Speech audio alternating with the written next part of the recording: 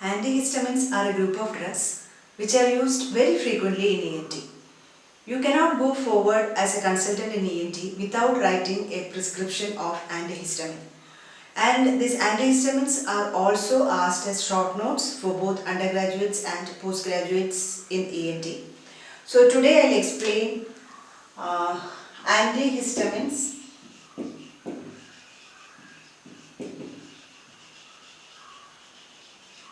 used in ENT. Okay. And the different types of groups of antihistamine, their mechanism of action, and the dose of commonly used antihistamines, their contraindication, and also the side effects. Okay.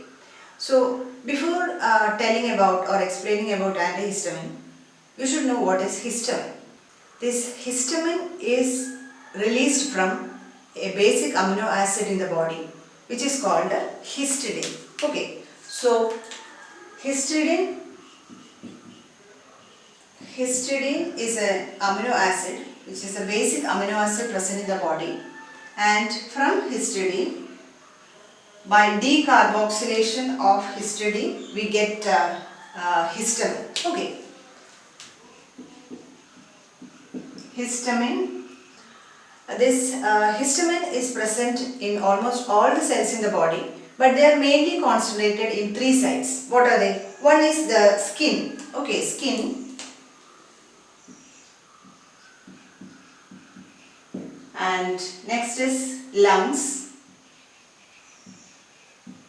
And also they are present in GAT. In GAT they are mainly seen in, what is this? Stomach. Okay. It is mainly present in stomach, that is GAT. So that is why in allergic reactions we get main problems. One is in the skin itching of the skin, or you get bronchoconstriction and breathing difficulty, and also increased production of acid leading to gastritis. Okay, and because this histamine is mainly concentrated in the skin, lung and GAT. Where in the skin, lung and GAT? They are present in histamine. Again, they are present in mast cells. Okay, in the mast cells in the body. One is mast cell.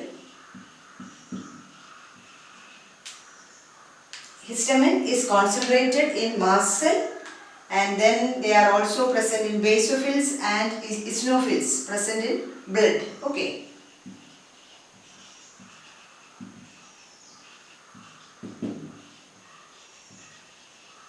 Eosinophils present in the blood, and also they are present in the stomach cell. Enterochromaffin like cells present in stomach.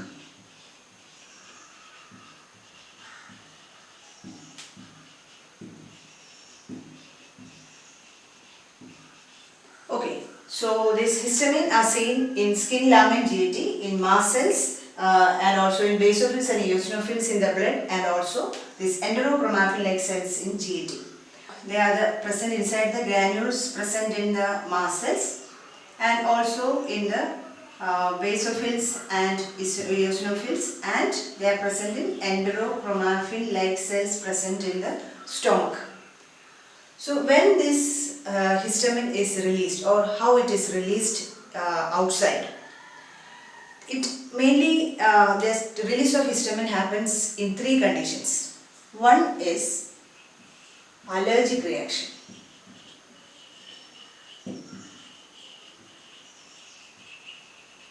Okay, so what happens in allergy? When a person comes in contact with an allergen for the first time, okay, so person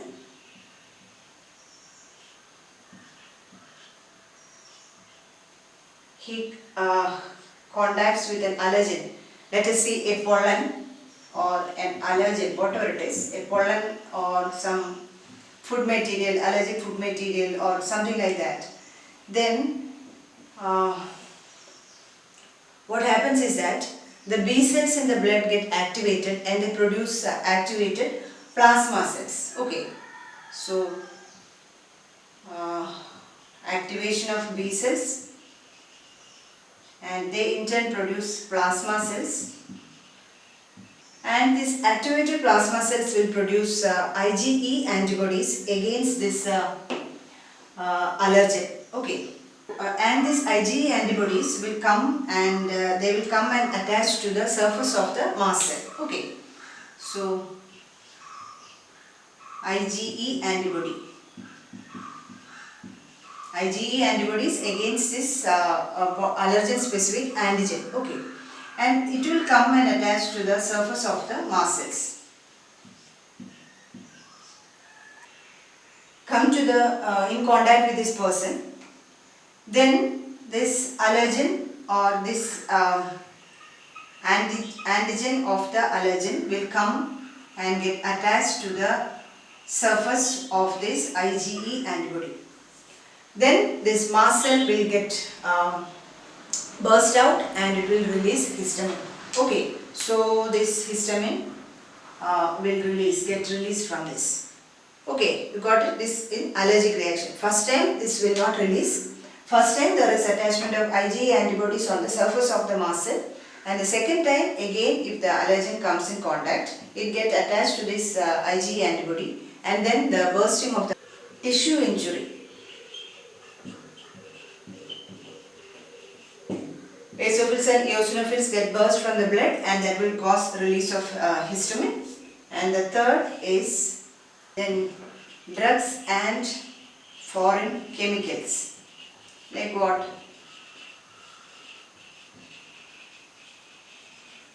Like venom, then this antibiotic drugs, antibiotics, some antibiotics,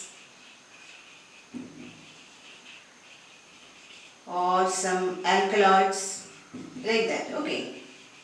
All these will cause release of histamines. So now you know what is histamine and where it is stored and how it is released. Okay. Histamines are released. And now what this released histamine will do in the body. So these histamines will come and bind with, there are histamine receptors in the body. Okay. Histamine receptors are there in the body. This histamine will come and join or bind with the histamine receptors present in the body and produce so many reactions in the body. There are mainly 4 types of histamine receptors in the body, and they are H1, H2, H3 and H4. Of these, H1 and H4 are related to inflammatory and allergic reactions, but only H1 antihistamines are currently available in the market. Okay.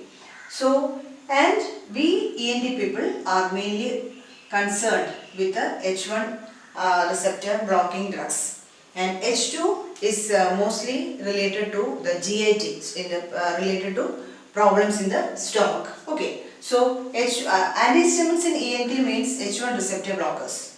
So now we will see more on this H1 receptor blockers. H1 receptors are mainly present in, one is in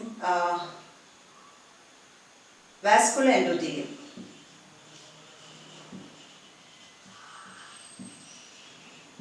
Okay. And second, they are present in smooth muscles. They are present in central nervous system, that is in the brain, and they are present in peripheral nerve endings.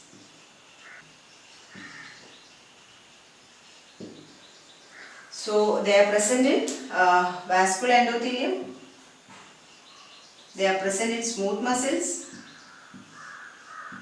they are present in the brain tissue, and they are present in peripheral nerve endings. What will they do there? On binding with the histamine, what they do? I told you that these receptors are mainly seen in skin, then lungs, and in GAT, that is in stomach. Okay. So in the vascular endothelium, they will come and cause dilatation of the blood vessels, leading to redness and itching.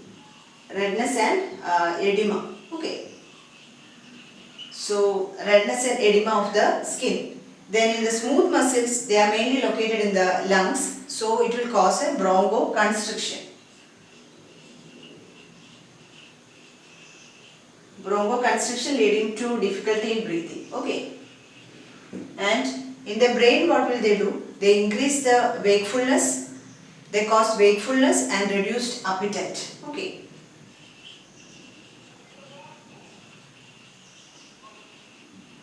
And appetite is reduced. And in the peripheral nerve ending, it will cause itching and pain. On release of histamine, all this will happen. H2 receptors, I already told you, they are present mainly in the gastric parietal cells in the stomach. Okay. There is gastric parietal cells in the stomach, and this will cause the increased secretion of acid. Okay, leading to increased acid secretion in the stomach. So what will happen? There will be all features of acidity. Okay. So this is the action of histamine through H1 and H2 receptors. Now you know about histamine, where it is stored, how it is released, and what happens on release of histamine. So, and also you know that in ENT we are mainly concerned about H1 receptor blockers. So now we can go to what are the antihistamine or H1 receptor blockers which are used in ENT. There are both first generation antihistamines and second generation antihistamines. Okay. H1 receptor blocking antihistamines are divided into the older first generation antihistamines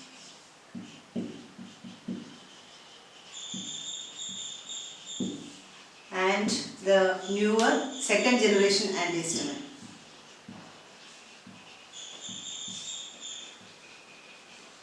And the mechanism of action of both these are the same. They act on the H1 receptors and make it inactive. Okay. The H1 receptors are made, H1 receptors on the tissues are blocked or made inactive so that the symptoms of allergy like sneezing or the running nose, then the itching, etc. are not produced. And coming to the general structure of this antihistamine, so it has two aromatic rings connected together by an ethanol amine group. Okay, ethynyl amine group. This is structure of first generation. They are more bulkier and also it is lipophilic nature. So what happens? This will cross the blood-brain barrier.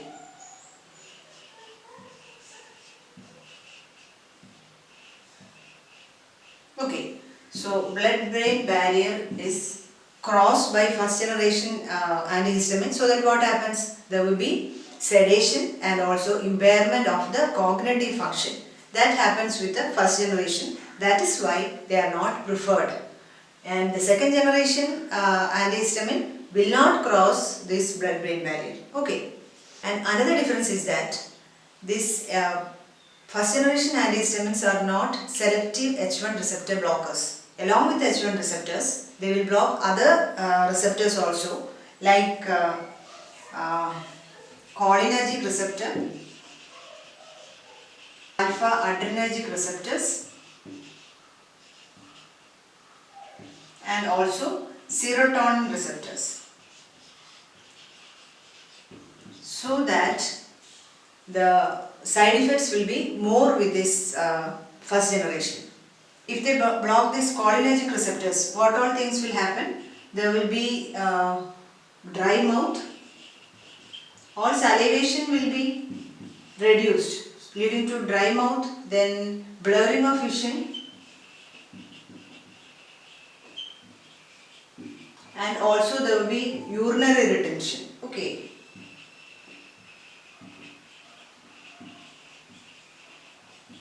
And what hypotension and reflex tachycardia. Okay. And reflex tachycardia.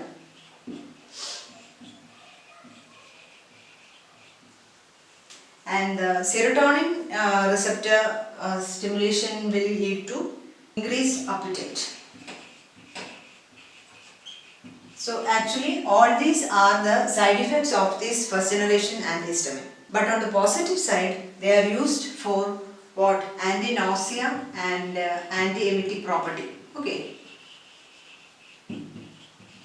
So they can be used for, other than this allergy, they can be used for motion sickness, then the morning sickness, etc. Okay, anti-emetic and anti-nausea effect. Now, what are the examples of this first generation antihistamines? All these are examples of this first generation antihistamine, and they are used for allergic rhinitis, of course. And I already told you that they also have got an anti-nausea and anti-emetic property, so that they can be used in motion sickness and morning sickness also, and also for insomnia and also to calm the emotions. This can be used. Cyproheptadine is mainly used in children to induce appetite. Okay, so as they cross the blood-brain barrier and they increase appetite. So this is used to increase appetite in case of children with failure to thrive with no organic cause. Okay, so cyproheptadine to use to increase appetite, right?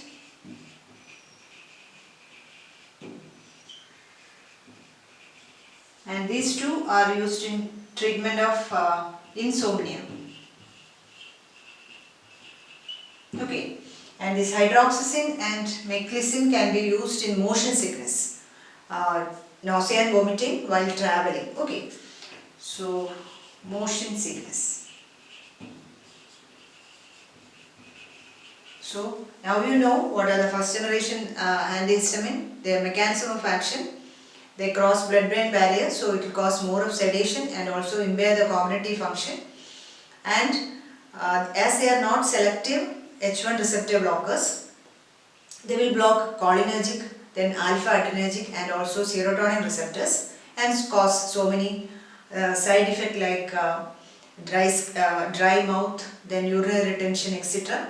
And because of that property, the positive side, they can be used in other conditions like cyproheptadine to increase the appetite, and they can be used in children with failure to thrive with no organic cause, and this insomnia, motion sickness, and also in morning sickness. This promethazine can be used to calm emotions. In aggressive patients, you can give promethazine as a sedative and also to calm the emotions. Okay, emotional outburst, you can give promethazine.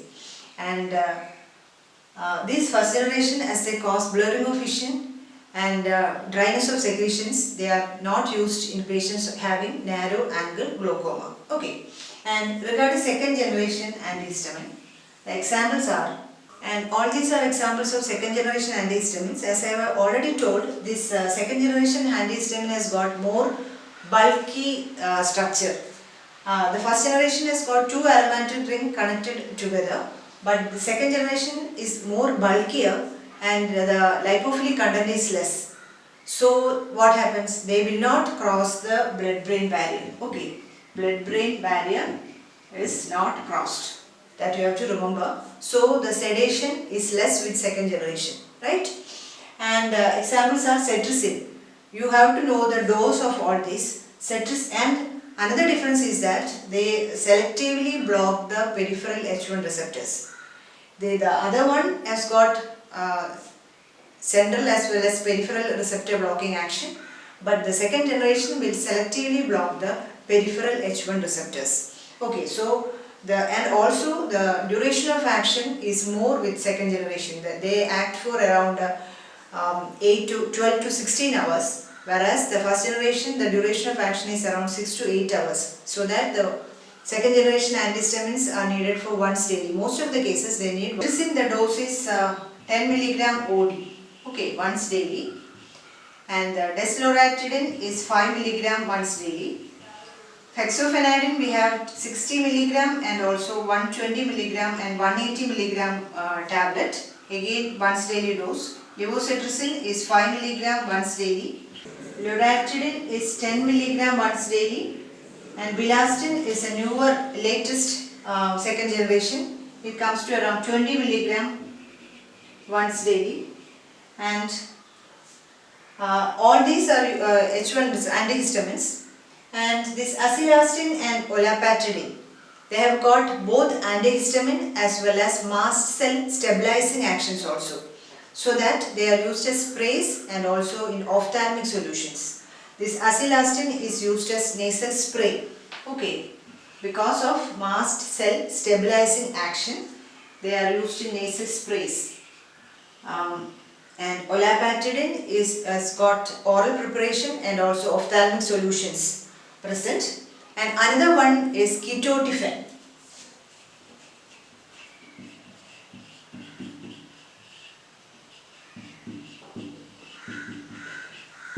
Ketotifen, and this has got action on eye, ophthalmic action only. And in some textbooks you will see ketotifen classified under first generation also. Okay, so these are the dose as well as the action of second generation antihistamines, right?